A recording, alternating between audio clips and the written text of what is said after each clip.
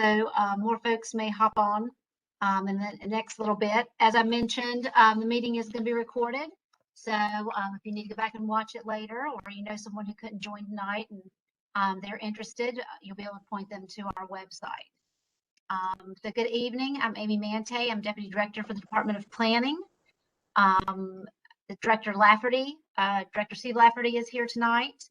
We'll do some introductions and go over a little brief agenda, and then we'll get to listening to your ideas for the site for Security Square Mall. So Director Lafferty.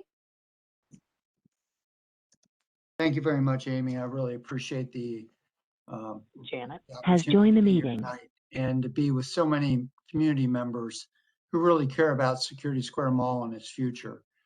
Tonight really is an opportunity to look forward, to look at what the mall's potential can be and how we actually can help to position that mall to become another rich asset for the west side of the county. You know, we certainly welcome and need your input throughout this evening to help us do that envisioning, if you will. It's not just about 2030 and beyond, though. It's really over the next decade as we work to make sure the mall is a stronger part and partner of the community.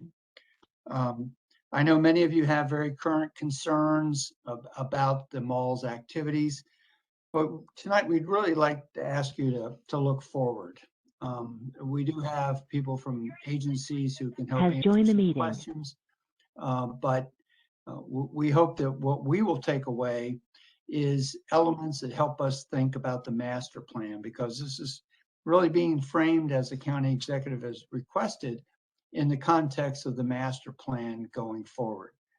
And if I may, and I may miss some people, but I hope not, really want to just take a moment to acknowledge that we have some of the elected officials with us this evening.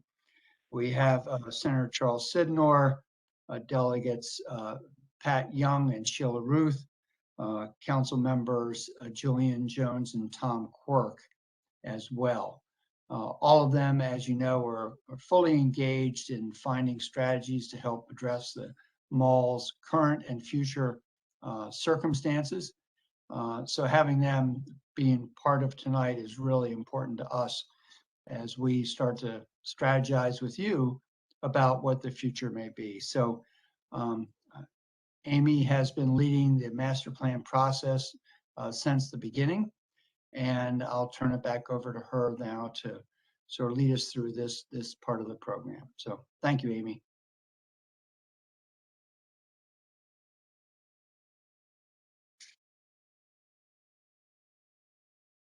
You're muted. You're muted, Amy. Sorry about that. So the agenda for tonight, if you go back one slide, Emery, there we go. You know, go through some introductions, which we just did.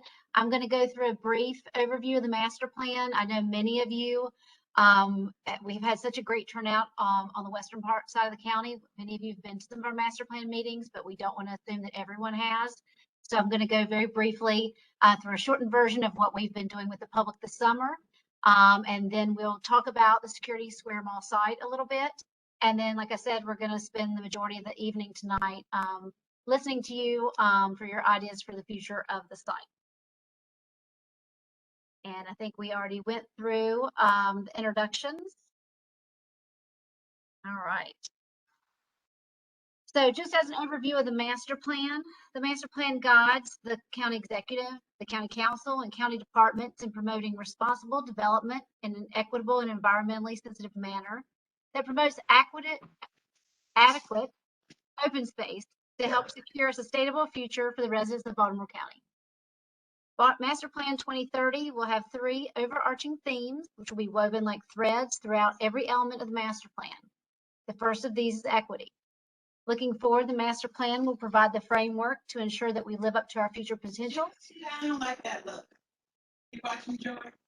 Making Baltimore County the best it can be, starting by making sure that we're being inclusive in our decision making, ensuring equitable distribution of our resources, and creating opportunity for all. The second thread is sustainability, ensuring the long-term sustainability of our infrastructure, as well as safeguarding our county's ecology and climate. Can we ask everyone to mute, please? Or if Emery, you can mute. Has joined the meeting. Thank you. All right. The third thread is vibrant communities, ensuring that all residents have access to high quality, affordable, and accessible housing, along with access to cultural and recreational opportunities in safe communities while promoting responsible economic development. With these three principles in mind, we will use data and community input Has joined the meeting. to develop policies and define actions in the plan. We also plan to incorporate best practices, following the American Planning Association's principles for sustainable places. The master plan is an opportunity for a creative range of possibilities for updating out-of-date policies and actions too. And we want to make sure we include clear implementation guidelines related to the policies in the plan.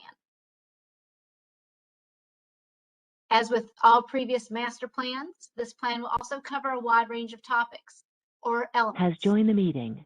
All of these elements are tied to the physical development of the county through land use. The plan also looks at ways to enhance A regional coordination, participant has joined the meeting. incorporate adopted community plans, and as I mentioned earlier, outline implementation for policies and actions in the master plan. The timeline for the master plan is also available on our website and is updated periodically. For the foreseeable future, we anticipate continuing our engagement virtually, and sometimes the timeline may need to be adjusted to allow for additional engagement opportunities. Through the summer and fall this year, we've been focused on getting input from the community. As we move to the winter and spring of 2022, we plan to be in the phase of developing the draft and then the final plan. If you haven't already, please be sure to go to the master plan website and click the join button. This allows you to get email updates A about the process participant has joined the meeting.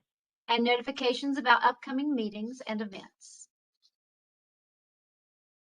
As you explore the website, you'll find details about the process, as well as background data and information that we'll post along the way. There's a calendar at the bottom of the main page that will provide information and links to upcoming meetings.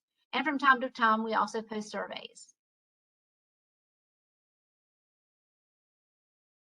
So at this point, I'll turn it back over to Director Lafferty to talk a little bit more about the Security Square Mall site. Thank you again, Amy. And I know that since my prior comments, Essence Cropper has joined us from Speaker Jones's office. I welcome you, certainly, Ms. Cropper. And we also have, besides a number of planning department staff here who are really the sort of the brains behind a lot of the work. Leonard Howie, who's the Director of Economic and Workforce Development, is here, and Adam Whitlock is here as well from permits, approvals, and inspections. Kirk Mitchell is here too from Office of Community Engagement. Many of you may have already worked with Kirk.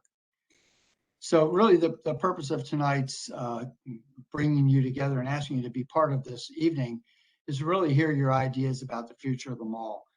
I think everybody recognizes it's a very large tract of land at a very unique position, geographic position, and has many different elements to it.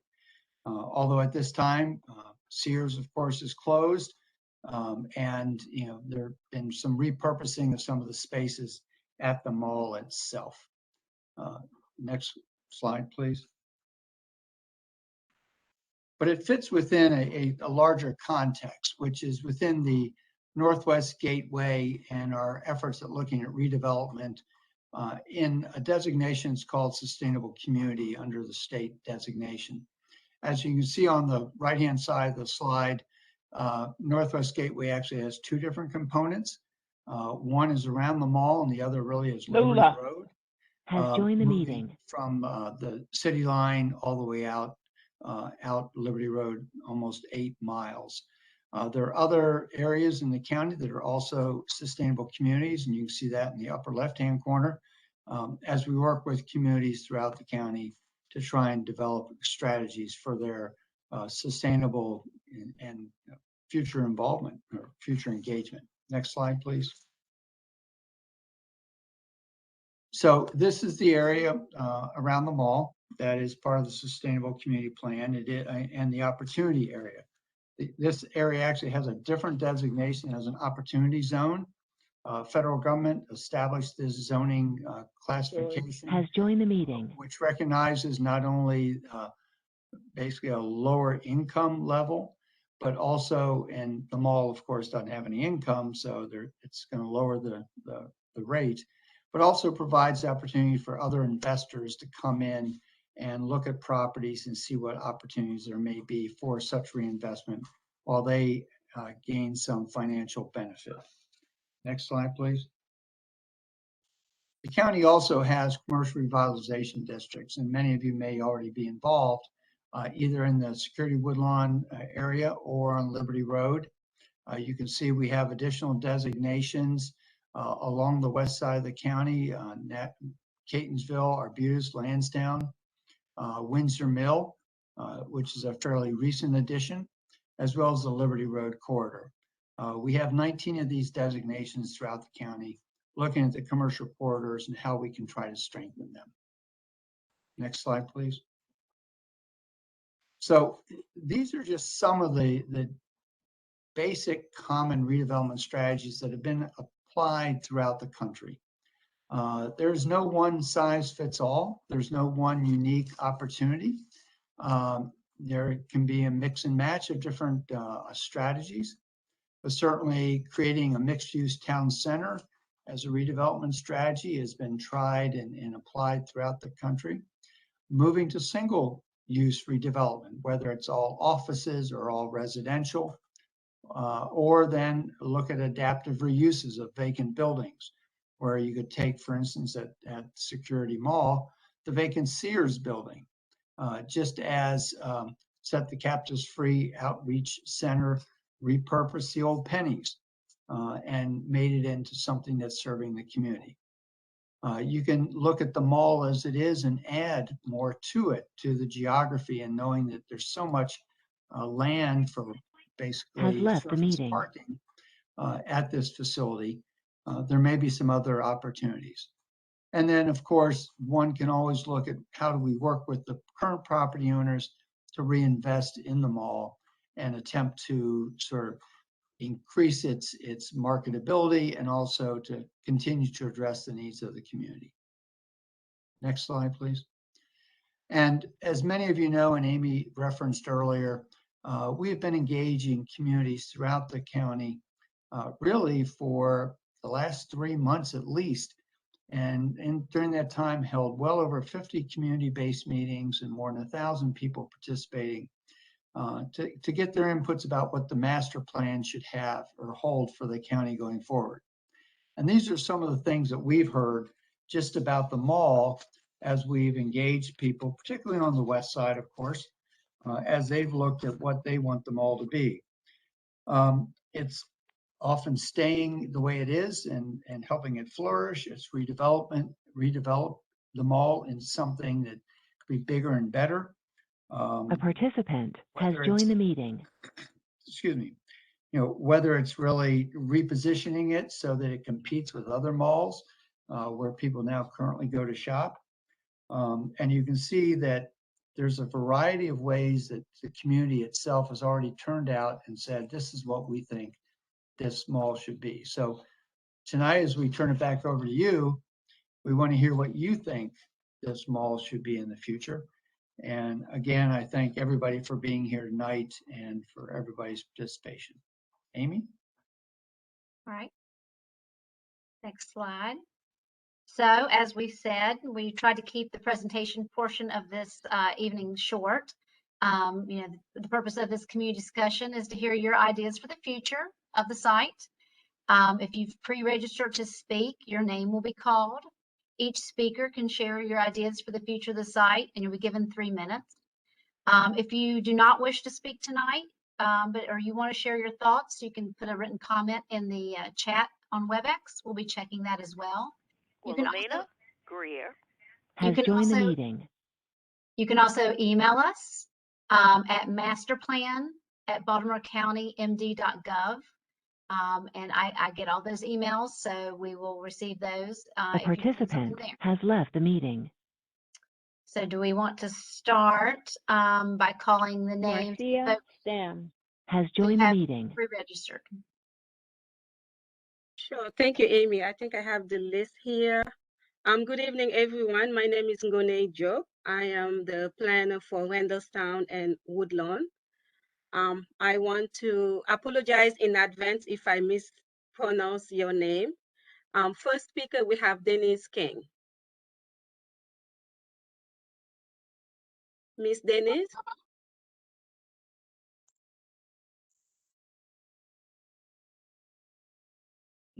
Yes, I'm ready. Can you hear me? We can. Yes. Good evening. I'm sorry, I'm having technical difficulties, but so bear with me. My name is Denise King. My husband, daughter, and I live in the Woodbridge Valley community. We have resided at this home for 17 Kimberly years, Shorter. and Has joined the meeting. my husband Ted has served on the Woodbridge Valley Civic Association board for 16 years. Our community consists of over 800 homes and is adjacent to Ellicott Mills and Westerly communities. We love our community, and Security Square Mall is less than a 3-minute drive from our home. I work at the end of Security Boulevard at the Centers for Medicare and Medicaid, which is a federal agency. As you are aware, there are other major employers in the area, such as Social Security Administration, FBI, government contractors, and the new county courthouse. I work and should be able to shop in my community. I should not have to spend my money in Howard County. I am here tonight as we are very concerned about what has been occurring at the mall. Major department stores have left, as well as other smaller stores. It has become a dumping area for trash. The roads and parking lots are full of potholes. The stores do not have adequate lines for parking on the lots. The homeless are camping Has out. joined the meeting. The tractor trailers are tearing up the roadways within the perimeter of the mall. I do not want to spend a lot of time talking about conditions as you already know what is going on at Security Mall. I would like to talk about our vision for the mall. We would like to see redevelopment of the mall like what was done at Mills Center and Owens Mills or Hunt Valley Town Center. A mixed-use development that is aesthetically pleasing would be great with pedestrian facilities, trees, green spaces, and adequate stormwater management. We would like to have nice department and anchor stores. We would like to have better dining, like what surrounds other malls in the county. We would like this to include entertainment and recreation. We want this redevelopment project 30 to be seconds left. designed in a way that it will be very inviting to the community and to others. We want a real sense of the community, of community. Thank you for listening. Thank you, Miss Denise. Next, we have Becky Schaaf.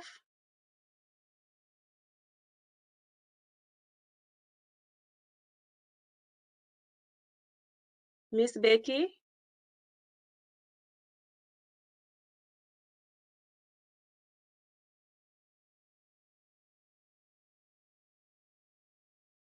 And then I tried to unmute her. I could, okay. Okay, I muted myself. Can you hear me okay? Yes. Okay, I also live in Woodbridge Valley.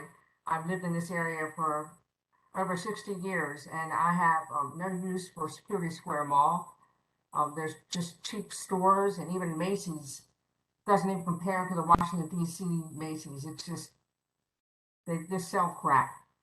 So, in my humble opinion, what I'd like to see the mall become is a mixed-use area with underground parking, a solar energy, acres of places where people, of trees and bushes and flowers, where people can mill around. place now adds nothing to our community. And I live within a mile of that place.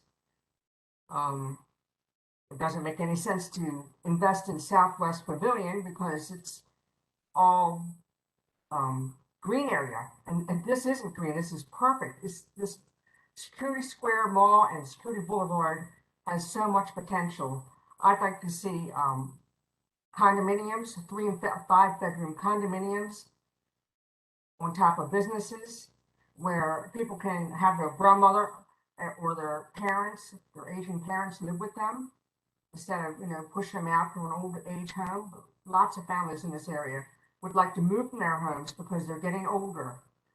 And, but they'd like to move to something that's kind of upscale. I don't want to move from my nice home to something that's mediocre. I'd like to have something upscale. I'd like to have Woodlawn have the motto of Woodlawn Performs, where Catonsville has the Music City. I'd like to have a performance center, something on the lines of the Arena Players or Center Stage, or a theater in a round with maybe perhaps 60 seats, and nice restaurants where we can go after the show to have a nice date night. So, let's see. What else do I want to say? I think that's about it. Oh, I'd like to have enough trees, at least, a few acres of trees where people can, sit and mill around and not run into each other. And that's what I'd like to say. If you want to put in some stores, that's fine. But tell you the truth, I do about 99% of my shopping online. I don't need a store to go to, and especially not those stores. They have absolutely no interest to me. I haven't been in that mall for over 20 years, and I'm tired of the fast food junk 30 seconds restaurants. left. Okay, I don't need fast casual. I want something nice for my community that adds to my community. And that's all I have to say. Thank you. Thank you, Miss Becky. And next we have Klaus Philipson. Sorry to intrude, Emery, while we are waiting for the next speaker. Participant has left the meeting. Since you have the host privilege, if you can, I see in the chat to turn off the notifications when people join in. If you could do that, please, that'll be helpful. Thank you. Yeah, hey, good evening. It's great to see so many people interested in the future of the mall. I'm a Westerly resident. I'm an architect and planner, and I wanted to just put a few comments in about the scale of this mall. So we have about 90 acres of land, and we have 1 million square feet of development on those 90 acres. The rest is a sea of asphalt that creates dirty runoff, summer heat, collects trash, and is an attractive nuisance for unlawful activity. So with this size, the property is bigger than the historic district of Fells Point. Or if you lay it over top of historic Annapolis, the mall property would cover the entire downtown area from the Naval Academy over to Main Street, and then from the City Dock to Duke of Gloucester all the way up to State Circle and Church Circle. So that's a lot of land. And while downtown Annapolis or historic Fells Point are vital, important economic engines for the entire region, Security Mall is a symbol of neglect and decay. All the while, Southwest Baltimore County is starved for good shopping, state-of-the-art housing, or any type of best practice mixed-use walkable new development. All of this is to say that here in the heart of Western Baltimore County, we have a giant untapped opportunity that could turn a liability back into an asset. And the 6 owners that are not all reading from the same page won't ever come to terms with each other without a clear strategy and a strong will of the county administration to invest in this area for roads, parks, and the infrastructure needed to make a mixed-use development possible. The first step would be a consensus master plan or community plan created under the guidance of the county. Those things have long been completed elsewhere. Rockville Mall in Montgomery County, for example. A failed mall was converted into a small town with hotels, shops, restaurants, cinema, housing, offices, community facilities, and public green spaces. A new Security Mall town center that makes good use of all the 90 acres has enough space for all the existing stakeholders to have a piece in it, the community, the current owners, and Baltimore County. There should be well-connected market rate and affordable housing, new shops, small parks, new streets, community services, and entertainment, a win for all. Nothing less would be good enough for us. And anything that stands in the way of such a future must be stopped now, including new Wawas, gas stations, and pad uses that are just would be obstacles for a new future. Thank you. 30 seconds. Okay. Thank you, Mr. Klaus.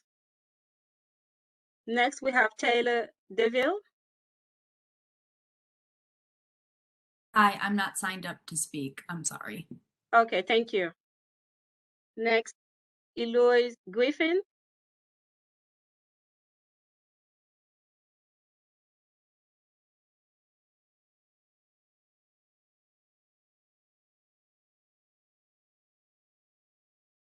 Eloise Griffin. I don't see. Yeah, she's not in the meeting. Look Okay. like that. So next we have Candice McLean.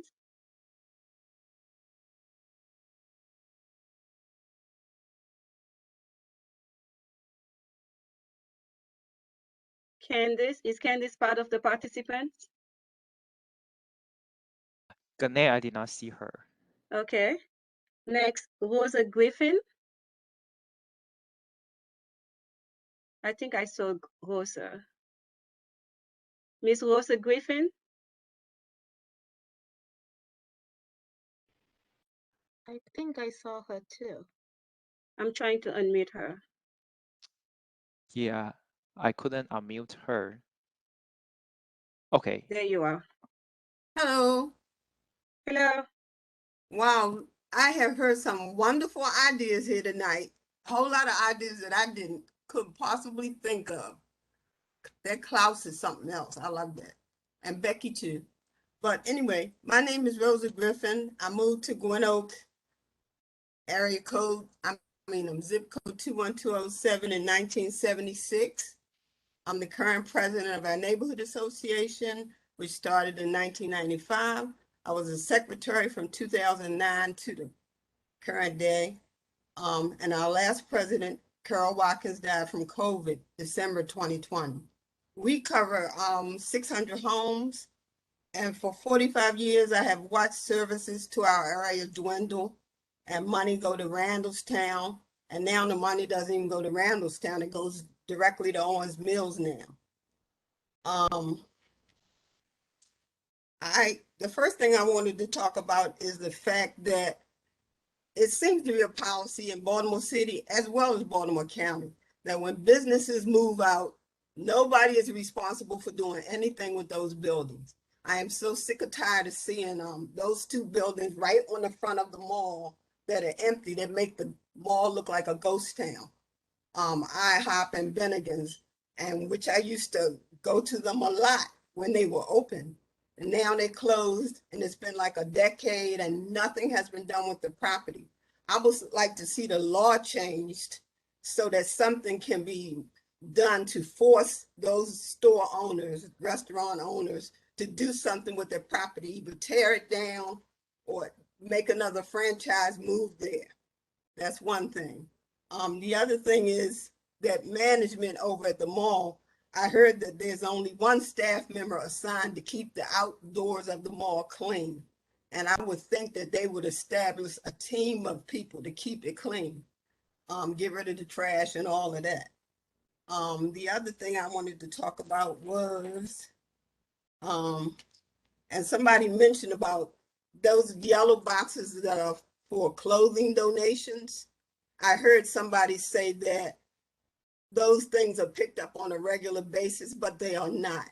And on the front of the mall, the other day, I saw one of the yellow boxes is right there on the front, and it was huge piles of stuff all around the box. And I don't know. 30 seconds left. Okay. I don't know if the inside was full, but I think they need to find another way to get those clothing because it makes the whole area look bad. Thank you, Miss Rosa. Next, we have Miss Danielle Singley. Good evening, everyone. My name is Danielle Stingley, and I chair the Randallstown NAACP's Task Force on Revitalization of Security Mall. I currently reside in Westview Park, 21228, which is close to the mall, and I'm originally from the Woodmore community of 21207 and have been part of the community for more than 38 years. As long as I can remember, Security Mall has always been a focal point for Woodlawn, and at one point it was the thriving economic engine of the community. And when it was thriving, it attracted shoppers and diners from all over the west side of Baltimore County, areas of Howard County and Baltimore City. Obviously, there should be no question that redevelopment needs to happen. The question is, how do we define redevelopment, and why does the mall continue to deteriorate? And what is the Department of Planning and, quite frankly, all the other county agencies that have overlapping jurisdiction prepared to do to, one, prioritize the mall's redevelopment and motivate the owners to move forward, and two, stop its deterioration? I cannot fathom a serious redevelopment for the mall without demolition of the buildings and a brand new vision that rebuilds from the ground up. To me, redevelopment of the mall will be a multi-use site with a town center and identity unique to Woodlawn, with a plethora of desirable shopping options that meet the needs of all community members, including federal agencies, employees, and a large, thriving middle class, an amphitheater, multiple sit-down restaurants with healthier options, recreation and community space like a YMCA or Girls and Boys Club, housing options, security patrols, and of course, green space, walkable footprints that connects with the surrounding neighborhoods, state and federal agencies. It does not include more gas stations, more car washes, more dollar stores, more liquor stores, more pop-ups, Dunkin' Donuts, has joined the anything meeting. else that's oversaturated in Woodlawn currently. Thank you. Thank you, Ms. Danielle. Next, we have Gail Ford.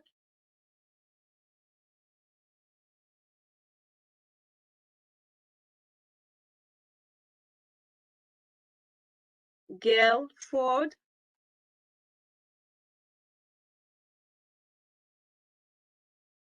And I don't see them on the list of participants, so we're gonna move on. Tyrone Elliott.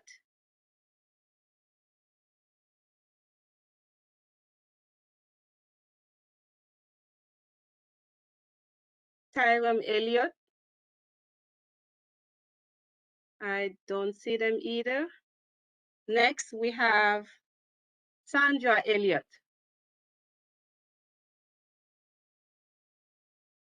Next, Annette Wendolf.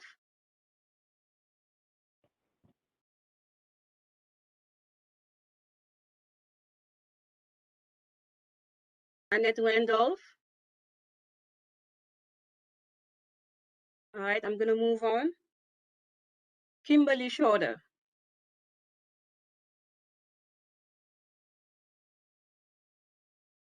Kimberly. A participant has left the meeting. Next, we have Ryan Coleman. Mr. Ryan Coleman.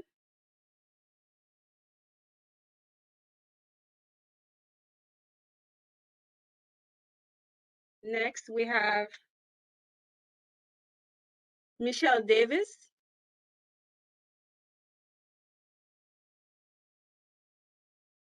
Michelle Davis. Next, we have Miko Baldwin. Miko? Good evening. Can you hear me okay? Yes, we can hear you. Okay, just to introduce myself, my name is Miko, excuse me, Baldwin. I am the HOA president of Parkview Trails Community. We are located right on Johnny Cake Road, about 5 minutes from the Ellicott City line by Patapsco State Park. I am also with the Greater Fairbrook Coalition community as well, and it's 7 communities that join in a committee to work with the problems that we're having at Security Mall. I know we all have different ideas of what we want, and they've been shared. We also sent a letter to the committee, and Mr. Lafferty, I believe you said you were in receipt of that with our concerns. The one thing that I do want to talk about briefly is what we can do now. And I'm agreeing with one of the callers. If we have these 2 restaurant buildings, I'm asking for the city to take them down to bring hope to the community. The IHOP is currently being open, or it's chained up or it's not chained up well, because some of the homeless population is starting to sleep there. So before it gets cold, we would like to see that either taken down. It's not even a choice, just take it down. It doesn't have any use for it. Let's just go ahead and move forward with that before the end of the year. We want to talk about stuff we can do Has now. left the meeting. We're looking for healthy restaurants. Since you have a lot of focus Has that's joined the going on. meeting. I want to get some of my minutes back for these interruptions, but anyway, since we have so many, the focus is on Owens Mills, and that's Foundry Row, but let's start a security row of restaurants that we can put in the front of the mall, so that while the committee is working with permits, or whoever gave all of these permits out, with planning and permit, while they're working on trying to resolve this with all the 7 owners, why don't we start building around it until they get their stuff together? There's also community developments that we need to fix around the mall. So we don't want to focus strictly on the mall, but the communities that surround it. The old Pace Plaza across from Woodlawn High School, we need a better shopping experience. And yes, most of our money is going to Howard County. So the 3 areas that I'm looking at building up is the Pace Plaza area across from Woodlawn High, the strip that's on Security Boulevard across from the old, I guess, the McDonald's and Taco Bell, that needs to also be looked at. And then Chadwick Shopping Center, where Panera Bread is, and then we have Security Mall. So if we can all work together and all of 30 this seconds planning, left. all of the planning that we have going on, what can we do now? And that would bring better hope to the community as well. Thank you. Thank you, Ms. Miko. Next, we have Paul Rao. Greetings. I am Dr. Paul Rayo, resident of Woodbridge Valley for nearly 50 years. We live only minutes away from the so-called Security Town Center. My daughter's very first job was at the magnificent mall's Benetton in 1985 with 4 major anchor retailers, flashy Bennigan's and IHOP. Excuse me. The mall has deteriorated ever since, with 3 anchors exiting. Bennigan's and IHOP, since the turn of the century, boarded up and marred by graffiti while lining Security Boulevard as iconic reminders of the demise of a former major shopping mall, now pocked with potholes, eroded parking, lines of trash, declining foot traffic, and vanishing vendors.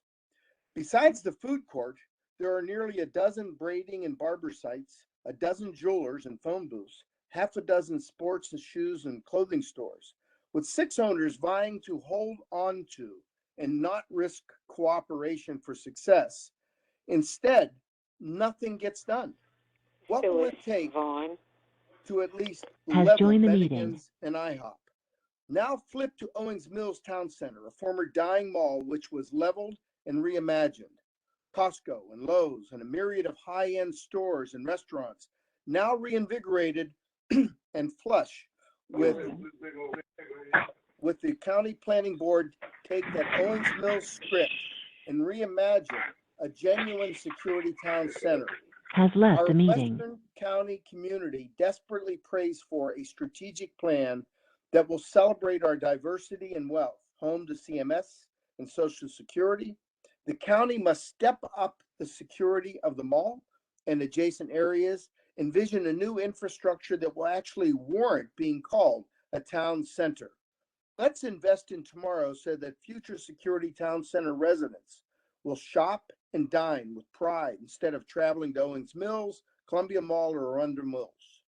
Know that we have the opportunity to reestablish our financial viability and strength by catering to our community, attracting our residents and businesses to each take pride in strolling the town center and shop locally while increasing employment, upgrading the environment, and competing for county prestige, population, and property value. We 30 can seconds pray, left. we can pray and dream that the county will invest in our hub of hope. Thank you. Thank you, Mr. Paul. Next, we have Ma Trice.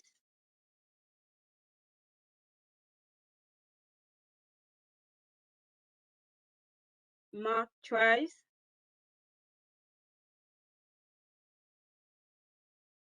Next, we have Donald Campbell.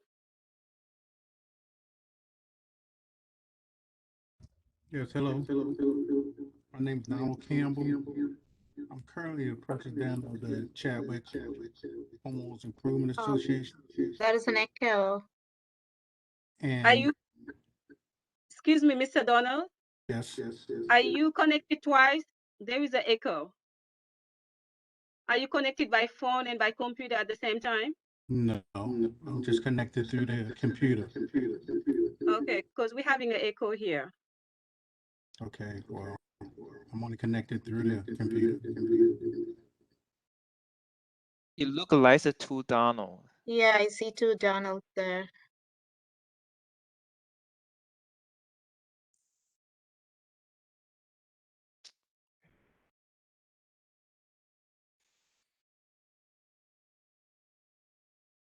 Okay, Mr. Donald, just please go on and speak. Can you hear me?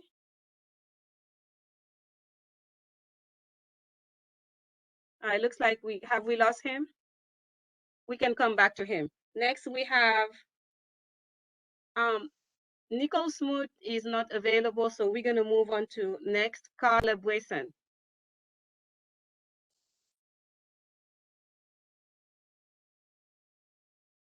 Carla?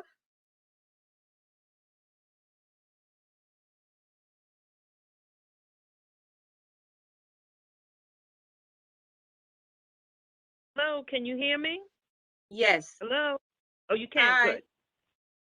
Thank you. I apologize. I was trying to get connected.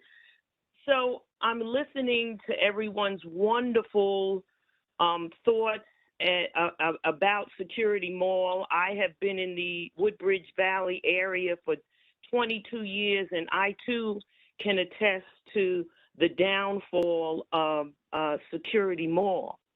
But what I would like to see, in addition to all of the wonderful ideas that have been presented today, are some greenhouses so that we can produce some fresh vegetables and fruits for the community.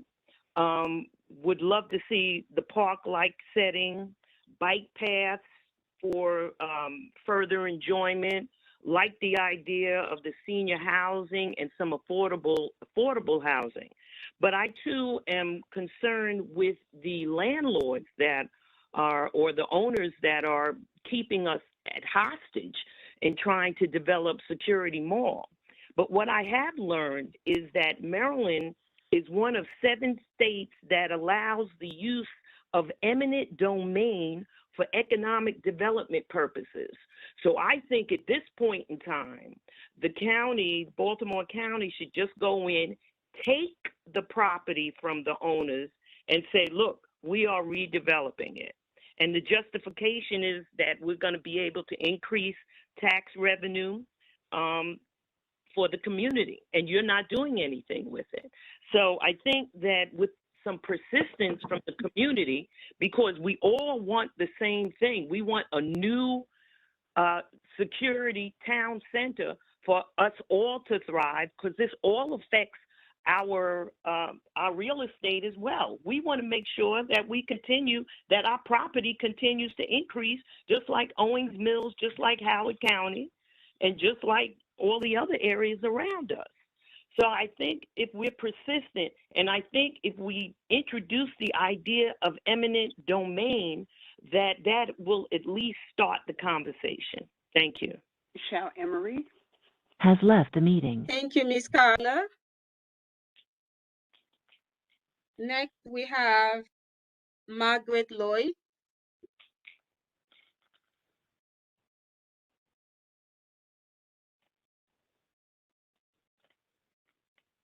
Miss Margaret Lloyd.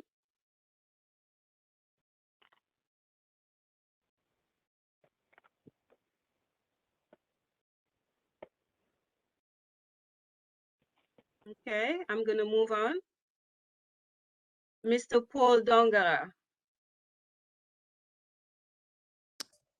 Hello, how is everyone this evening? Good.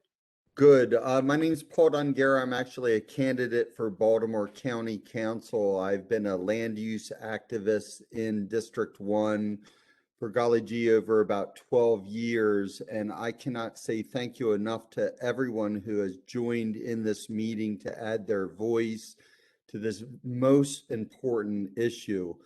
For me, the redevelopment of Security Square Mall is about one, protecting the community, enlivening the community, building stronger, more vibrant communities, protecting our job centers of security, Social Security, Medicare, Medicaid services, Department of Justice, and improving the environment through sensible, sustainable redevelopment of an ailing commercial corridor. I would suggest to the Department of Planning and the Master Plan, one, that we focus and put this parcel at the top of the heap, in part by removing a similar designation that's been applied to the Spring Grove State Hospital at the bequest of a powerful campaign donor of Wayland Properties, to reserve that parcel as required open space to facilitate the robust mixed-use development of this space. I would also request of all of our elected officials that are here to repeal tax increment financing bonds that have been hijacked by this developer, to be reserved for legitimate properties like Security Square Mall. These state-enabled financing tools are in limited supply. They are not inexhaustible. And I've been fighting for this for a long, long time. I've written letters to the editors going back as far as 2011 calling for the redevelopment of Security Square Mall. It is one of the most important issues facing Southwest Baltimore County, and indeed all of Baltimore County, because we need to start turning away from developing open space to the important work ahead of redeveloping our ailing commercial corridors that Security Square Mall epitomizes. Thank you. Thank you. Thank you, Mr. Paul. Next, we have Cynthia Minor. Cynthia Minor.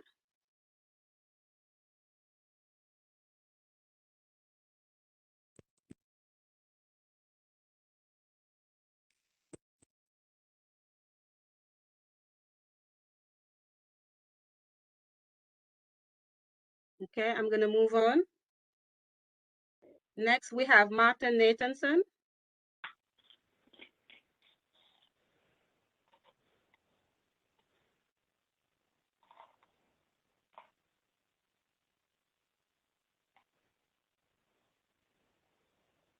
Can you hear me now?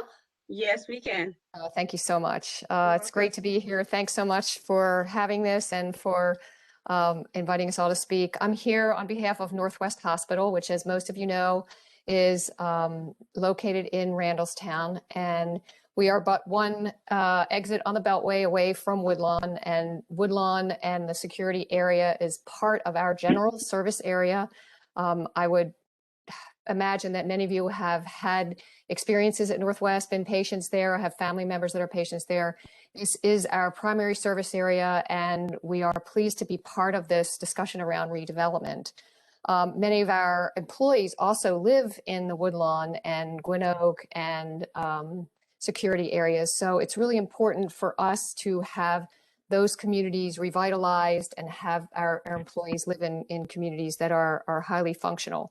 We are, as you know, an important economic engine on the west side as one of the largest employers with 1,500 employees. That's certainly one of the largest, if not the largest, business on the west side. A community amenity like security mall in whatever form, and we don't have a specific position on what should happen there. We really follow the community leads on that. But having that as a viable center of the community is really important to us when we're trying to recruit employees, just like employees in hospitals that I will not name in the Towson area, for example. It's a great amenity for employees there to be able to shop at Towson Center, Towson Mall and Towson Town Center on their way home. So something like that at security is, again, a great amenity for our employees as well. And it's a different type of experience than Randallstown, a different type of shopping experience, a different type of community experience. And we're also very involved, as the planning department knows, and many community members have heard us speak on this, in the redevelopment discussions for Randallstown. I believe that the two communities are different, but can be redeveloped in complementary ways that can attract people to both areas without creating difficult situations in terms of competition as we try to lure businesses there and get precious resources for redevelopment. So we're very pleased, and thank you all for including us in this conversation, and hope that we can bring some of our ideas and thoughts to bear as the process moves forward. Thank you very much. Thank you, Martha. Before we go next, I want to go back to Mr. Donald Campbell.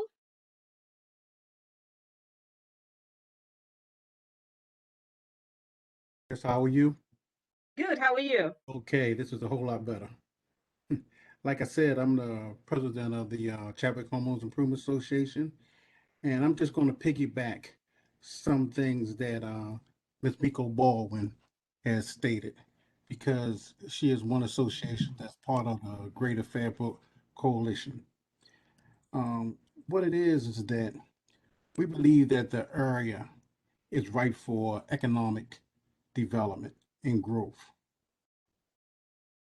Taking the first step to revitalizing the Participant has joined the meeting. will spur job development and tax revenue that will positively impact the communities long term.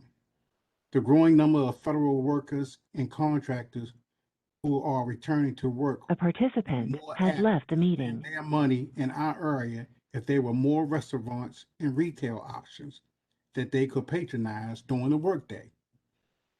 The new Patapsco Glen community being built along the Johnny Cake Road corridors had sold all 385 homes planned for that development, and will bring another anywhere from 1,000 to 1,500 new residents to the area. In addition, the new district courthouse just past the mall will add to the number of people who are in the area during the workday. Having visible establishments for all of us to shop and dine, it would ensure that our dollars will stay in our communities. Of all the establishments that recently have been approved by the county, what will be done, what we don't want or need is more gas station, convenience stores, or storage facilities. They are in abundance. We have so many establishments in a 4-mile radius. It's unfortunate that there are so many options for gas station and storage facility, but limited to no options for dining establishments. Many of us who live in the area do a lot of our brick and mortar shopping in nearby Howard County. The lack of retail A options participant has in joined the our meeting. facility gives us no other choice. We would prefer to spend 30 seconds left. in our tax dollars in Baltimore County, where we live. We want to invest in our communities where we need the county to invest in our communities too. As homeowners, we hope that the community would consider the property tax implications of any development that would take place at the mall and impede a grandfather clause to exempt the impacted homeowners from significant property increases. Thank you very much. Thank you, Mr. Donald. Next, we have Simone Wheeler. Hello, everyone. Thank you so much for holding this forum. My name is Simone Wheeler. I'm here with my father, Calvin Wheeler. We are residents of over 27 years, speaking on behalf of the Ellicott Mills Homeowners Association. We are a community of about 400 homes in Catonsville, nestled behind Route 40 and Rolling Road, bordering Patapsco Valley State Park and Ellicott City. In the conversations that I've had with members of the community, we've all expressed disappointment in the current state of Security Square Mall and the lack of stewardship shown by its current tenants and owners. As a community, we have little confidence in them and are not opposed to eminent domain. For decades, the mall has stood dilapidated, remaining a persistent blemish on the community. With eyes on its revitalization, we hope to see a mixed-use space with a host of vibrant businesses that truly invest in and uplift the community, not dissimilar from recent redevelopments in other towns around the county, like Owings Mills, White Marsh, and Towson. In recent months, we've heard ideas being tossed around for fast food restaurants, gas stations, liquor stores, and convenience stores, which we as a community consider to be low value to residents in that they are indistinguishable and pervasive in this area. They have a history of inequitably targeting communities of color. They offer low wages and few skilled labor positions. They do not encourage tourism or investment from outside the community. They do not attract diverse income levels to the community. They do not offer unique goods or services. They do not typically raise property values, and they do not have a positive impact on our community health and or environment. Businesses like these are persistent trope in minority neighborhoods that we do not support. We welcome businesses that can generate critical mass clustering. We welcome green spaces. We welcome upscale dining. We welcome options for healthy and sustainable food or dining, and mixed income housing. We believe these things together can truly anchor this community. Thank you. Thank you, Ms. Tamon. And Mr. Calvin, would you like to speak? Yes, hello everybody. As Simone said, we've been living in the Ellicott Mills community for approximately 27 years, and all the ideas that everybody have are excellent and great. And I don't want to talk about something negative, but my only thing is, how is it that the Baltimore County elected representatives allow what goes on with that property to keep going on? Because as a homeowner, I pay my taxes. If I would allow my home to get in the condition that any one of those boarded up stores, they would waste no time contacting me and finding me, whatever they do. So how do we allow that to keep happening? If you come up Security Boulevard, there's a Wendy's that's been boarded up, I guess, about a year.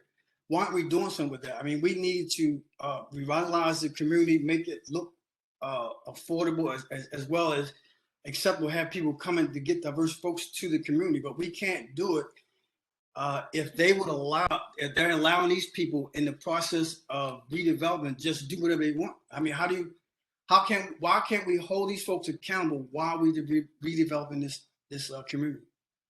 Basically, that's all I have. Thank you. Thank you, Mr. Calvin. And we have Todd Warren. Mr. Todd Warren. Yeah, thank you guys for the time tonight. And I'm kind of pseudo responsible for this meeting by accident. So I thank the planning board and that for entertaining this meeting. As the first district planning board representative, this has been an issue that we've dealt with. I'm 22 years in the Parkview Trails neighborhood. And it's been an issue for the whole 22 years that I've been here, and it's just gone downhill since then. But I guess I also have a role as a bank president here in the local market, and I want to put a little color to some of the issues that we have to deal with as it relates to redeveloping the mall. The mall owners are broken up into multiple different ownership. They have, in many cases, 99-year leases, and they are able to restrict development of certain stores. So Bennigan's didn't go out of business because Bennigan's wasn't successful. Bennigan's went out of business because we couldn't get all the owners of the mall to agree to a longer lease. So, without a coordinated effort to try to drive joined the meeting. these developers to work together on a development that would suit me. Very involved in the county, try to spend my money in downtown Catonsville at restaurants or go to Owings Mills to try to redevelop the community. But I also shop in Howard County because there's no suitable sources of grocery stores or something that I would feel that I would want to shop at. So, I want the redevelopment. I know the elected officials want the redevelopment. I think that eminent domain is a great opportunity. Unfortunately, when I moved to the county, Dutch Rupersberger tried to get eminent domain to be something that we could do, and it was voted down by the the electorate. So I don't believe that eminent domain is a possibility. I'm not an expert on that, but I know it's not on the table for this development. So, but I do want to work with the community and meet with the developers and try to bring them all together to try to have an opportunity to see a future that I think is suitable for our community. And I think a development that would have a town center and housing around it and be walkable, I think are great for the community. So again, as your planning board representative, I'm willing to take any calls from anybody and work with you guys on that. But I just wanted to put a little color to that. That we really don't have as a county all the tools that we need to be able to make those changes. Thank you. Thank you, Mr. Todd. This concludes the list of the pre-registered speakers. At this time, we want to take additional comments if you have any. So if anyone wishes to speak, please put your name on the chat box and we will call your name.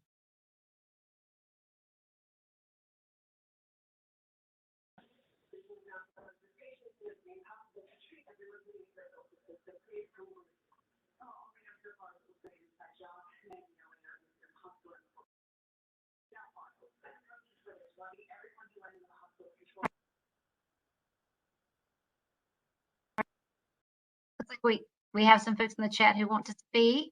I think the first one is Danielle Smith.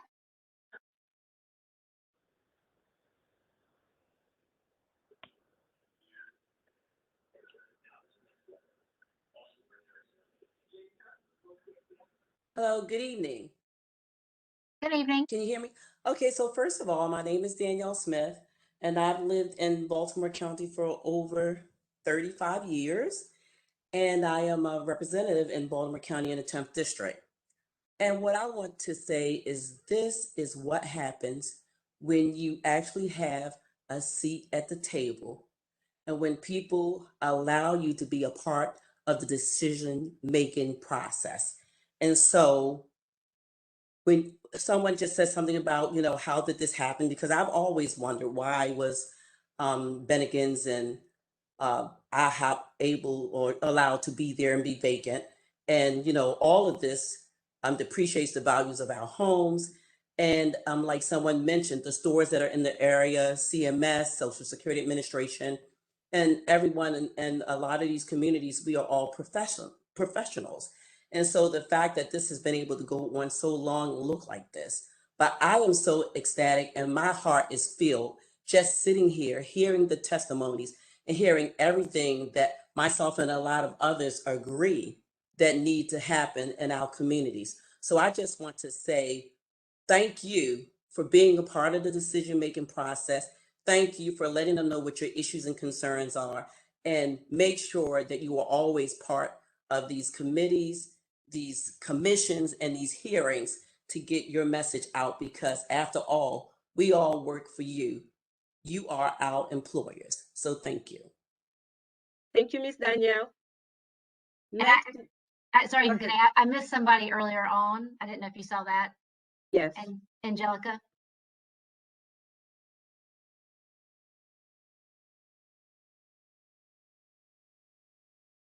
Unmute here. Good evening. We hear you. This is Angelica Medill. I'm the president of the Homeowners Association at Candlewood Condominiums. We are approximately 115 units here. And we are directly affected by this. I have a partner, Ms. Janice Parker, who is online also. We do a lot of cleanup here. We've actually adopted part of Lord Baltimore. So we really care about our community. I work in conjunction with Quell Meadows community, and we do different functions together to clean up our area and just enhance our community. But I have a couple of questions. I realize that this master plan is for 2030. Does that mean that it'll start in 2030, or will we start before that and that's the completion date? That's one question. Second question is, will we be seeing Chick-fil-A and Wawa come to that mall, as I understand that they've already agreed to do? And the third question is, what do we need to do to have the old Bennigan's and the IHOP torn down? Do I need to get a hold of community people, sign a petition, send it to the county executive? How can we expedite this? This has gone too long. And that's what I have to say.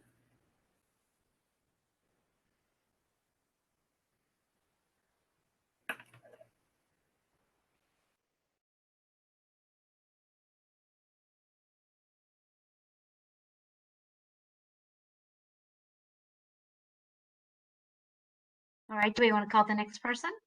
Sure. So the next person is Danielle Singley. Yes, thank you. I just wanted to circle back to Mr. Todd Warren's comment about eminent domain, because I want to say that that is indeed a tool that needs to be on the table. Whether or not it was tried in the past or not, it is a tool that the county can use to motivate those owners to do something about that mall. And the county should not be trying to figure out ways to not hold the owners accountable. They need to be using all the tools, including Article 13 and any other code and ordinances that are at their, at their fingertips. That is why the mall is not being revitalized or redeveloped. We don't need any more of that. We need accountability. Thank you, Ms. Danielle. Next, we have Karen Lewis. Hi. Am I muted? No, we can hear you well. Oh, good. Thank you. I have lived in the area for 15 years. I live over in Village Oaks in the townhouses. And I've watched the mall die. But then again, many malls have been dying, and it's not unique to Security Square. Security Square would do better if there were access to it from I-70 without having to go around your elbow to get to your nose. It took me a long time before I moved to the area to figure out how to actually get there.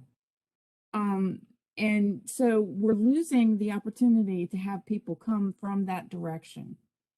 It probably would involve having to, if you get people in there from that direction, they may be commuters as well who would like to go on to SSA or CMS or some of the other professional office buildings. That would need to be considered. But as far as a draw, it could be reconfigured. A lot of malls turned themselves inside out. But the biggest issue that I'm concerned about is that we need to continue to have adequate parking for whatever it is we do.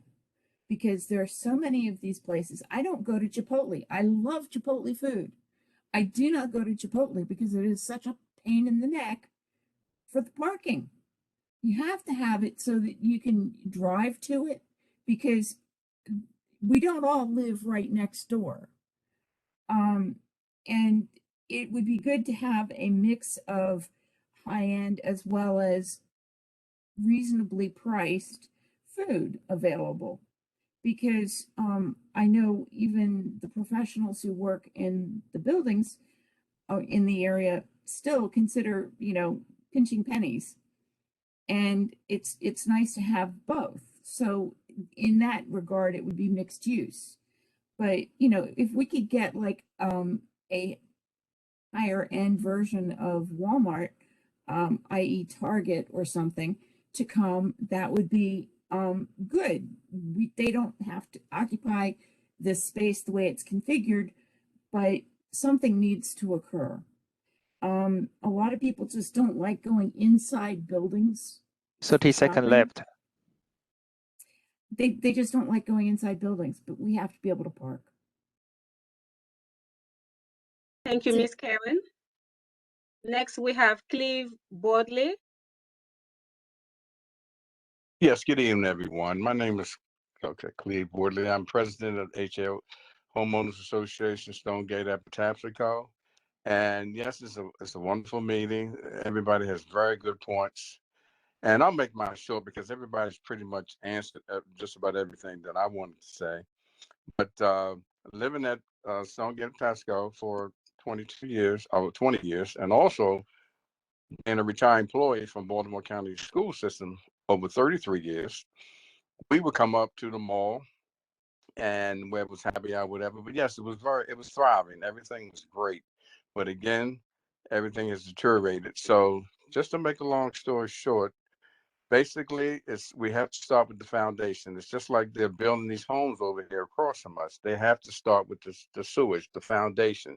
Our foundation now, and if we can go through the Department of Planning or whoever, is to have a seat at the table with every owner that has their hand in their property.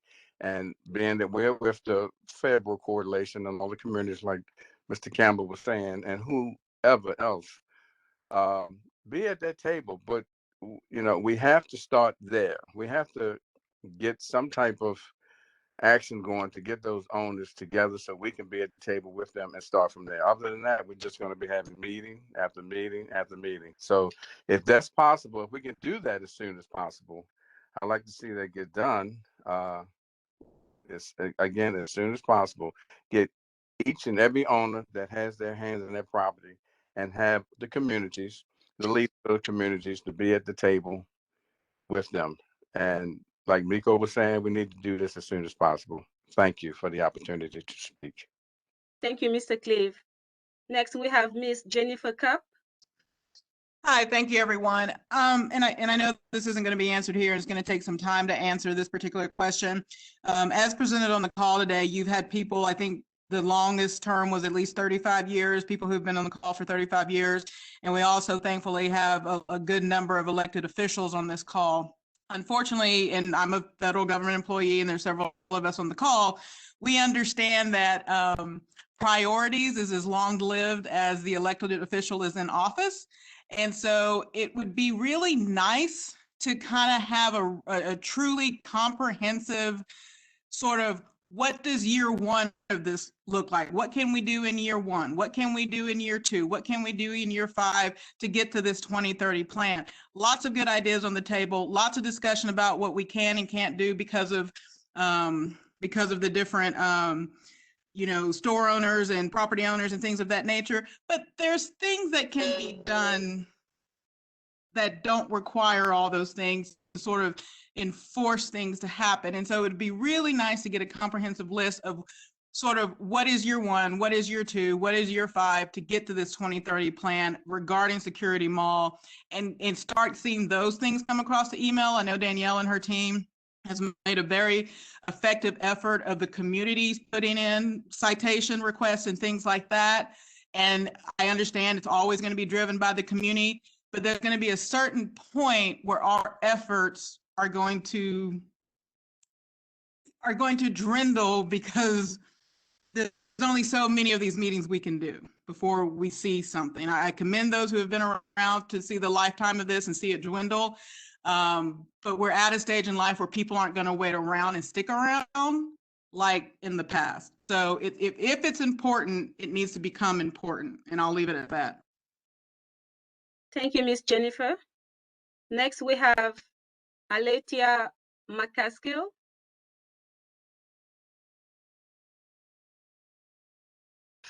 Good evening, everyone. Yes, this is Alethea McCaskill. I am a resident here in the Whitmore area. Have been for 26 years. I've had my business here also in the Whitmore area for 23 and a half years. And I'm also running for candidate. However, my concerns are, I just wanted to piggyback. I had already put in a comment, but it's the same as Danielle Singley and to Mr. Warren. I believe that's who was speaking about eminent domain. I know it won't be addressed here. I'm just curious about procedure with revisiting eminent domain. I know he had mentioned about a former congressman who had, where it was failed attempts. But I'm just curious about the process of revisiting eminent domain. I don't know if it was brought to the owners and they didn't like the bottom line, like exactly what happened when he brought in. No, it was a failed attempt, but what was the failed attempt and what they didn't agree with the bottom line or what, and how that is really, because that seems like that could be the immediate as far as the takedown for Security Mall and their owners. And I love the ideas about building around in the interim so that we can build up our community. Thank you, Miss Alicia. Next, we have Miko, Miss Miko Baldwin. I just want to add one more comment. I know we're not, and I'm not saying this to call out anybody, but we're not getting any younger. So I haven't heard any comments about developing for our youth and our children that are coming up.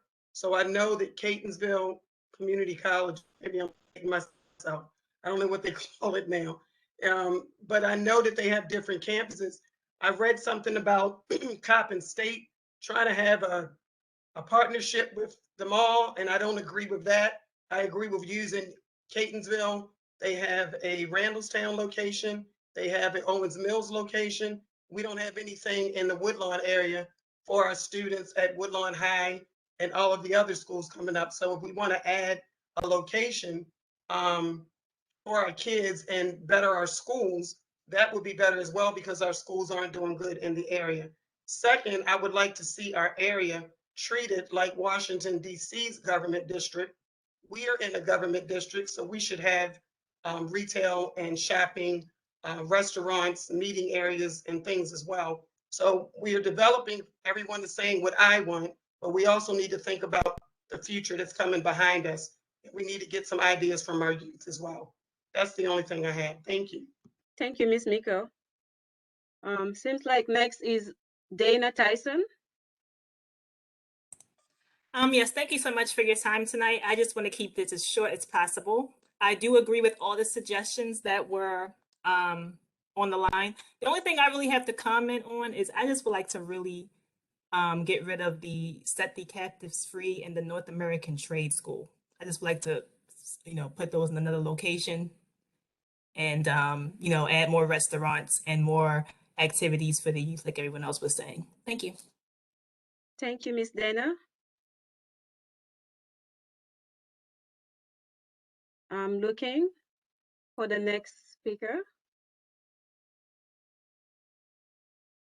Seems like that's it. That's all we have in the chat box. Did I miss anybody? Mr. Kevin Hatcher? Yes. I just want to say that I've been a resident of Westerly since 1988. And I too, like everyone else here, has watched the deterioration of not only the mall, but the surrounding area. And I think that's one of the things we're going to have to do, is we're going to have to reimagine this area. We're going to have to reimagine this space beyond just the mall. We have a tremendous level of parking space that's unused and environmentally can't be healthy for the surrounding area going forward. I think also I heard the young lady speak a moment ago about our young people, and that we need to start looking at young families that are looking at moving into Catonsville and start looking at some healthier eating alternatives. Our young people are starting to eat differently. And I think talking about just putting in the same type of restaurant, I don't think that's the answer. I think the answer is a reimagination of how this community can look. Like I said, my wife and I have been here for 23 years, and I don't have forever. And I will just say this in closing. When somebody knocks on my door looking for a vote, and I've been a voter since 1974, when somebody knocks on my door looking for a vote, I won't even bother unless you have a plan to redevelop this mall and this area. Don't bother knocking on my door unless you have that. Thank you. Thank you, Mr. Hatcher. Next, we have Councilman Jones.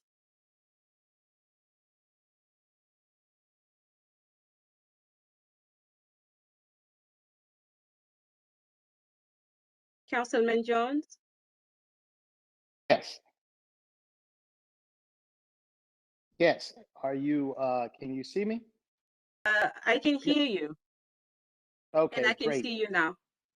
Fantastic. Listen, I just wanted to just thank everyone for their participation. And it's happy to see so many people interested and engaged. I would just ask that they continue to be engaged.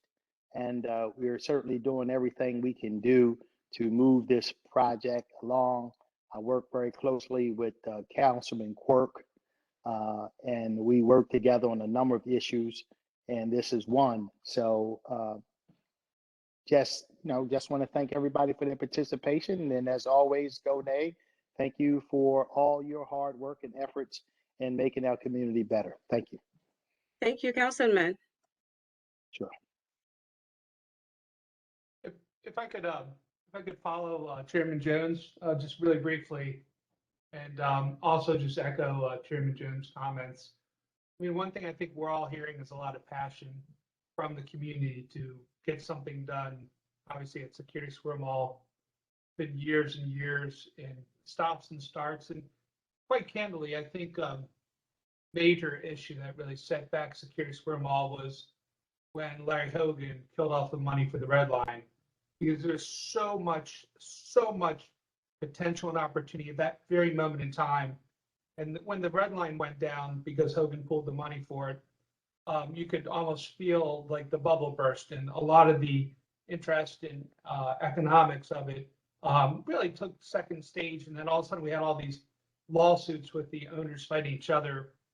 And as we all know, the owners are definitely a big part of the issue, really trying to get them all on the same page without another lawsuit and, an appeal, and all of a sudden 6 months later, another appeal. That's been a clear problem. I think Klaus Philipson, I really would recommend, Klaus put a link up on his Community Architect Daily, which does a really good job of really talking about the details and in the past as well. So I'd definitely encourage everybody to check out Klaus's links. It's filled with great information and a lot of context and history.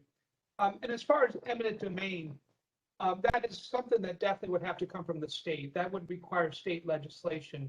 And that happened. Well, an attempt happened back in November of 2000, was defeated.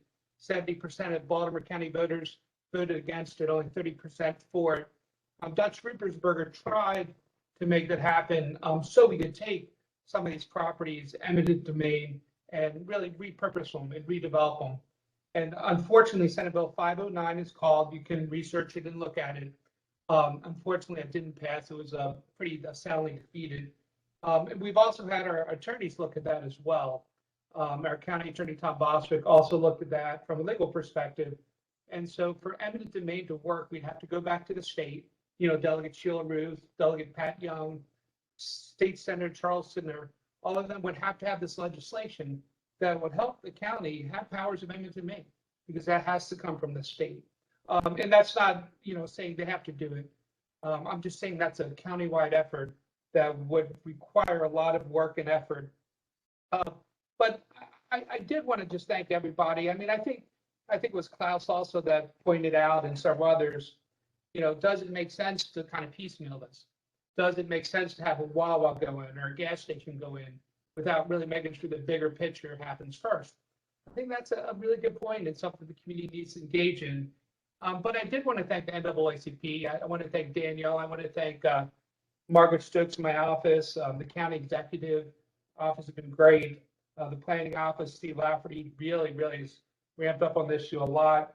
I know Captain Orlando Lilly was sitting on this as well, but I just want to thank everybody for the passion and the interest in this. And I'd encourage everybody to really try to reach out to the owners, the different owners of this place, and put some pressure on them, because I think they have to put away these lawsuits that are dragging us on for years and years and years, and somehow have to come together. And of course, some of that's going to require the county and more muscle from the county. But I do think with Leonard Howie on the call and with Director Lafferty and with the county executive super engaged personally and Chairman Jones and our delegates and our senator, you believe me, we hear you. So I appreciate it. Thanks.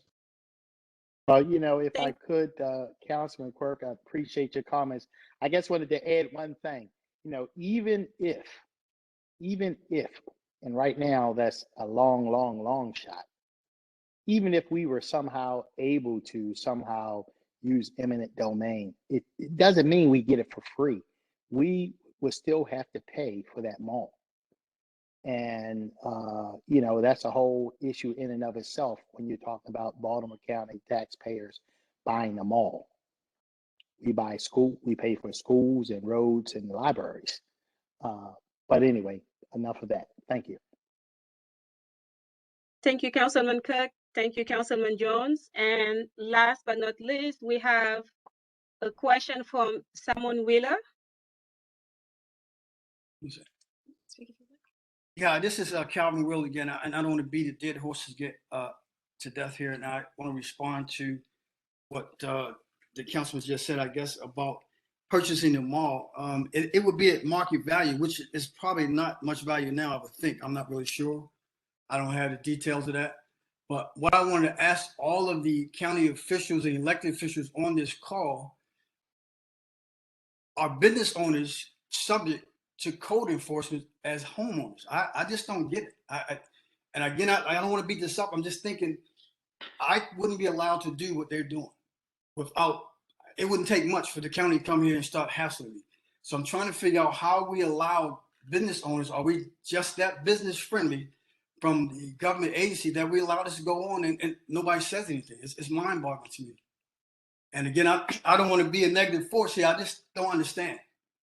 And maybe you guys can help me, but you guys are elected officials, and you should have some, I guess, some way of enforcing it and make these folks at least clean it up, make it safe. It's a hazard. It's unsafe to all of us. So again, I couldn't do that with my property. How do they allow them to do that as business owners? Yes, I'd like to add, just, being involved with the homeowners association here, we see lots of county code violations handed out for anything related to not having a lid on your garbage cans, for litter and debris being on your property, many things. And it seems that they're not subject to those same regulations. So we're not sure if code violations strictly apply to homeowners or if they too could be binded by those as well. Because if I had a hole in my sidewalk, the county would be here next week making me fill it right away. So why can't we do the same with these business owners? This is Adam Whitlock. I'm the Chief of Code Enforcement, and I appreciate Mr. Wheeler. I appreciate those the comments and the questions there. And I won't take up too much of everybody's time, and I'm happy to always take these conversations offline, either through email or through phone. But I will say that to that, I don't have the exact statistics here in front of me, but I have been working with many community members in regards to the mall. There have been several code enforcement actions in terms of fines that are issued, citations that are issued. There has been work that has been done there via county contractors for some of the properties. And I think what this all comes back to is getting the owners on these parcels of land to take the responsibility and to take these proactive approaches themselves. But just to reiterate that we have taken code enforcement actions, and we've issued plenty of citations, and we have a proactive plan implemented right now that started last week, where we are doing with a minimum of 3 proactive inspections on the entire 90+ acre land that's there, and issuing citations accordingly. We're working with some of the one of the management companies there at the mall, they're getting some new landscaping done to alleviate. There's an area that had rat holes, so they have contracted with Terminex to address those.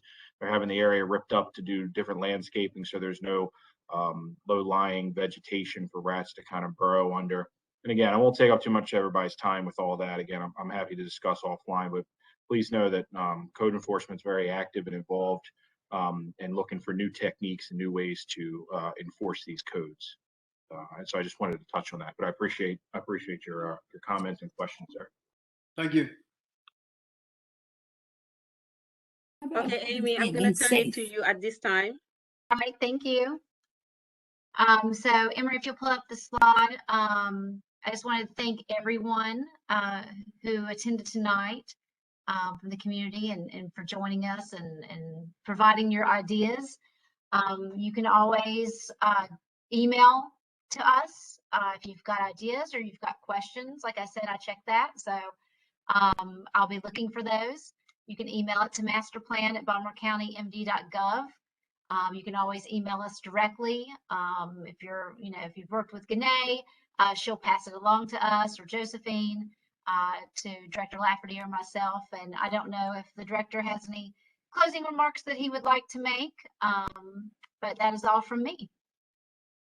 Well, thank you, Amy. And this was extraordinary. We had nearly 120 people who joined tonight, which further reinforces why we're committed to and why the county executive has committed to focusing on the mall. I want to thank Amy, Ganae, Josephine, Emery and Jen Meacham for their work on behalf of the Department of Planning, Leonard Howie from Economic Development, and Adam, I really appreciate your jumping in at the end. I think that, I guess nothing probably says it more clearly than we hear you. This is a very complicated scenario. You have multiple owners of properties that often will not work together well. The disinvestment over time is going to take time to turn around, but the county is in conversations with owners and elected officials and with others. Code enforcement, as Adam pointed out, has really stepped up and jumped in to respond to community complaints, whether it's rats or the Planet 8 overflow or the lack of cameras on site or lighting. Kudos to Kirk Mitchell for bringing the police and Captain Lilly in to talk with the management at the mall about security issues. So we're trying to attack the current issues from a number of different directions. But what is important for us as well is not only how we address the current problems, but how we position this 90-acre parcel for a better western part of Baltimore County. Let's reestablish it as an asset and make sure that we're really looking forward while we address the current problems. So once again, all of you have lent a lot of great comments and thoughts. I'm not sure if Amy said this, but if you have additional comments or thoughts, please send them to us. You see the emails. We will try to respond. And I think Amy has sent out some comments during the conversation to urge people to pose their questions that we can try to respond. And truly, commercial property owners are held as accountable as residential property owners. And that's why code enforcement and under Adam's leadership has really stepped up its game to make sure that we can start to turn them all around. But once again, everybody, thank you very, very much. Thanks to all the elected officials and others who have joined us tonight. I think it's been very, very valuable. So thank you. Thank you, Mr. Lafferty. And again, this is Todd Warren. If there's anything that you want your first district planning board representative to be involved in, you can reach out to the planning board and get my contact or through Mr. Quirk's office. Thanks, everybody. Good night, everybody. Steve.